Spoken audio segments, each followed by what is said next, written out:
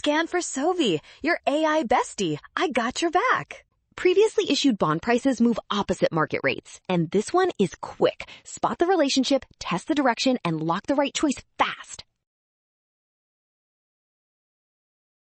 Start with the core rule. Bond prices and market interest rates have an inverse relationship, which means they move in opposite directions, not together. And that is the whole idea here. When prevailing market interest rates rise, newer bonds pay better returns, so older bonds become less attractive, and their prices must fall to compete with what investors can get now. Consequently, previously issued bond prices fall when market rates rise and rise when market rates fall. So the relationship is inverse, which matches option C.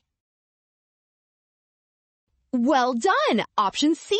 Scan now, don't rush signs. Trust the given relationship and check each step because inverse means rates up, bond prices down.